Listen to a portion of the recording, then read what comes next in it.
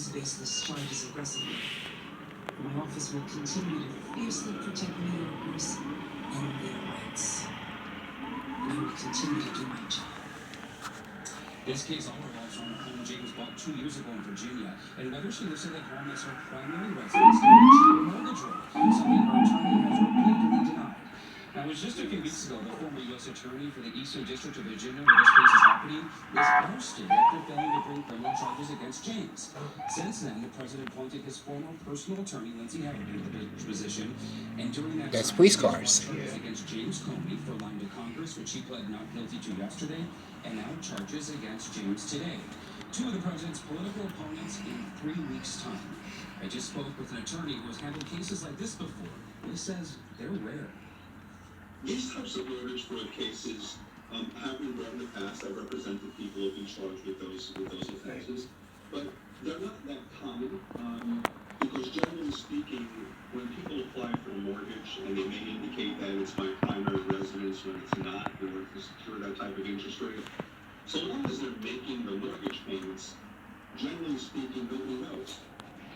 James will have to surrender at some point to federal law enforcement, and a date will be set for her arraignment where she will be formally charged. If convicted, each count faces up to 30 years in prison and up to a $1 million fine.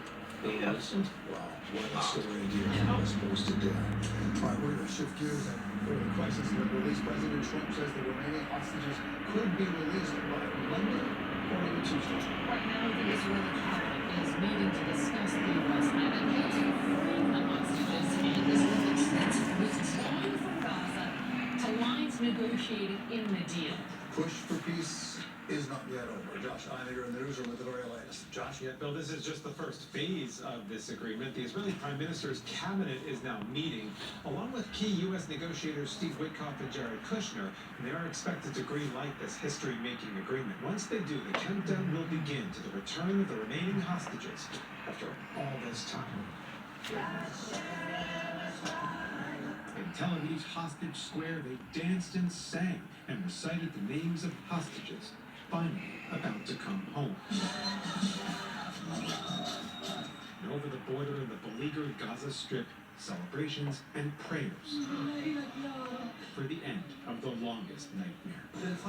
I feel joy, this man said, after 2 years of torment and repression. It's been 2 years and 2 days since the Hamas slaughter of 1,200 Israelis catapulted the Middle East into a devastating war. And early this morning, Hamas and Israel formally agreed to end it. I think it's going to be a lasting peace, hopefully an everlasting peace. Peace in the Middle East. We secured the release of all of the remaining hostages, and they should be released on Monday or Tuesday. That will follow a delicate logistical dance between Israel, Hamas, and the Red Cross. First step, the approval of the Israeli cabinet. 24 hours after the cabinet meeting takes place, a ceasefire will then begin in Gaza. After this 24-hour period, the 72-hour time window will then begin, where all of our hostages will be released back into Israel. Only about 20 of the 48 hostages are still alive. Family members of the rest still waiting to hear the status of their loved ones' remains. Israel will also release several hundred Palestinian prisoners, many of whom are serving life sentences for terrorism. But after 2 years of paralysis, the rapid pace of apparent peace has been welcome news, even to those whose suffering will never end. American hostage Hirsch Goldberg Poland was executed in captivity. Today, his parents, Rachel and Jonathan, had a message for President Trump and the teams of negotiators who forced this breakthrough. We woke up this morning to the incredible news, and we are all so hopeful and filled with prayer and anticipation, and we are just saying thank you. But for today, we celebrate. We embrace all of those families who will be reunited with their loved ones, and we look ahead towards better, more hopeful, more peaceful days. Now, one thing we don't know is the conditions of the living hostages. In past releases, some were so obviously emaciated as they endured macabre handover ceremonies. Hamas has now agreed to skip those types of propaganda displays when they finally set their captives free. Liz? We shall see. All right, Josh, thank you very much. We're going to shift gears now, turn now to the weather. Colder cooler temperatures tonight. There's even a freeze warning in parts of our area, and then comes a weekend nor'easter. Chief Meteorologist Lee Goldberg is on the Acton Terrace tonight, and he is tracking it all. Lee.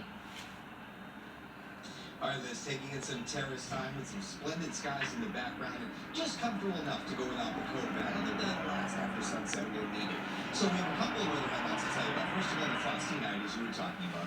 Our freeze warning off to the north and west.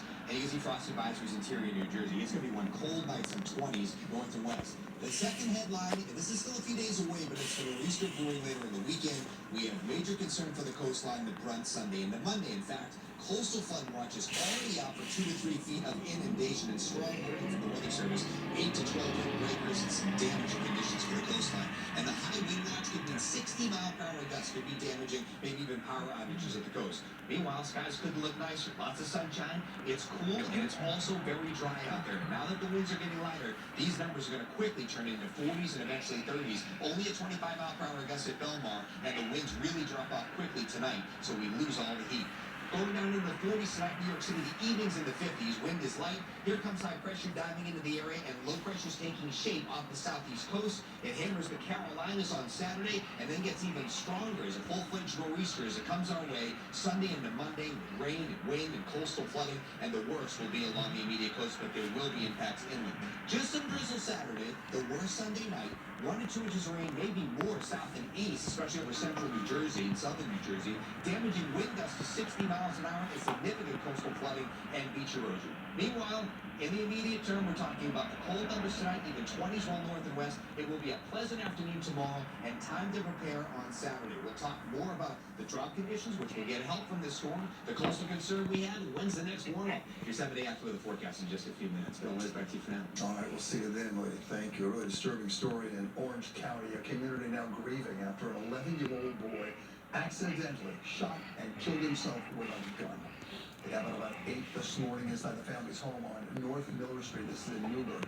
Sources telling Eyewitness News the 11-year-old was playing with the gun when it went off. A bullet hit and killed him. Sources say the mother confronted the boy's older brother, bringing the gun into the house. The older brother ran away, but was later found. A judge today ordered the suspect in a deadly beating at a downtown Brooklyn subway station held without bail. 25-year-old David Mazarigas is accused of punching and kicking the victim several times in his head at the J Street Metrotech station on Tuesday and then stealing his wallet. He's facing murder and robbery charges. We're also learning more about the 64-year-old victim.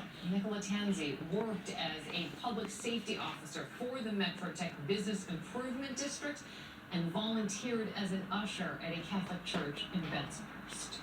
Another pull out tonight in the race for mayor of New York, and it shows the 3 men who want to be the 111th mayor of the country's biggest city, with Zoran Mamdani still holding a double-digit lead over Andrew Cuomo.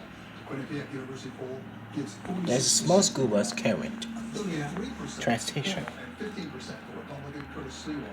This is the first major poll since Mayor Adams dropped out 10 days ago. Mr. Cuomo still trails, but his numbers went up, and so did his fundraising. Here's NJ Burke. In the latest poll, Zoran Mamdani's support appears rock solid, but former Governor Andrew Cuomo is gaining. A Quinnipiac poll released this afternoon shows the Democratic nominee with 46% of likely voters, followed by Cuomo with 33% and Republican Curtis Sliwa with 15%. Comparing that to last month's Quinnipiac poll, which had Mamdani at 45, Cuomo with 23, Sliwa with 15, and Mayor Adams with 12%.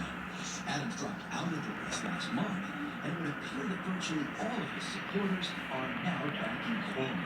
Many of them Jewish voters once loyal to Adams. This is Quinnipiac poll director Mary Snow. The one area where he is seeing a huge lead among Jewish voters. And the fact of the matter is, Mamdani is still ahead, double digits. Mamdani is viewed more favorably than the others, and his supporters are fired up. 90% of Mamdani's supporters are enthusiastic about their candidate. Compare that to 85% of Sliwa's supporters and 69% of Cuomo's supporters. But rated on experience, 73% gave the edge to Cuomo compared to just 39% for Mamdani, and 24% for Sliwa. Mamdani today tried to reassure many of the city's business leaders. See, what characterizes me in the way I lead this team is hiring the best and the brightest, empowering them, doing so always knowing that I hold the ultimate responsibility. Cuomo has a path forward if Sliwa's voters defect. The indications, though, in this poll is that no, it won't, because many of them are saying their minds are made up and they're enthusiastic about it. Well, the path is now clear, said Cuomo's campaign spokesman. This is a two-person race. With 1 month to go, a surge in fundraising, endorsements, and volunteers. Momentum is building, with more to come. The Cuomo campaign is banking on Sliwa's voters to ignore his name on the ballot. Polling indicates that's not likely to happen, especially with the candidate still in the race. And Jay Burke, Channel 7, Eyewitness News. But a race this is. Sure, like this. And as we continue with Eyewitnesses at 6 on this Thursday night, a woman accused of slipping a chemical used in antifreeze into a bottle of wine to try to murder a man, and she faces a judge today. We'll tell you what we're learning about her and the alleged victim. And the story of a fire ripping through several businesses. This is on Long Island.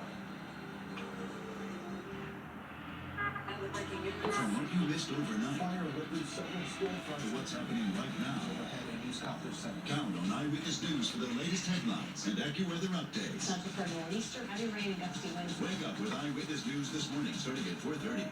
Seasons change, and so do your comfort needs. Get a $69 seasonal tune-up from AJ Perry. Make sure your HVAC system is running at peak efficiency right when you need it most. Call 844-668-7555 to schedule your appointment. I used to love New York, but now it's just where I live. A stunning upset. Queens is Stephen Mamdani to the core of the campaign.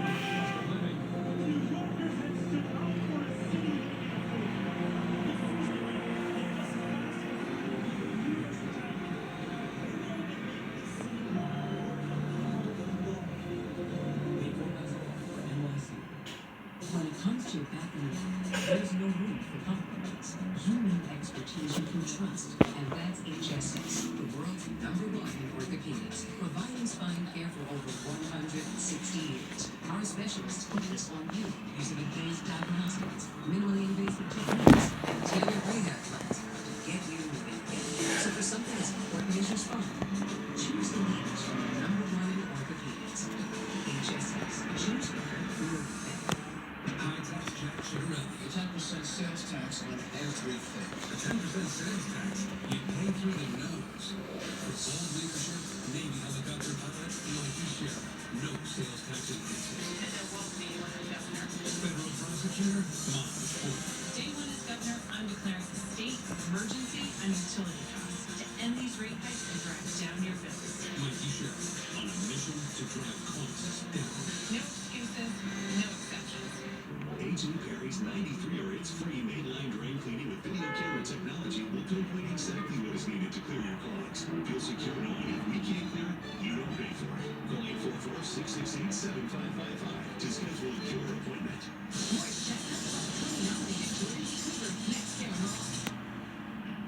Well, a woman accused of slipping poison into a bottle of wine to kill the father of her child faced a judge today in Connecticut. Bail for Kristen Hogan was set at $1 million. Investigators say she tried to kill the man with a chemical used in antifreeze. Eyewitness News reporter 6:14, Brandon, what time you want to get out here? This case is not what it seems. There's a lot more to this story. Sure, that's Kristen Hogan is fighting involves attempted murder. The story, according to prosecutors, is that she poisoned her boyfriend in August.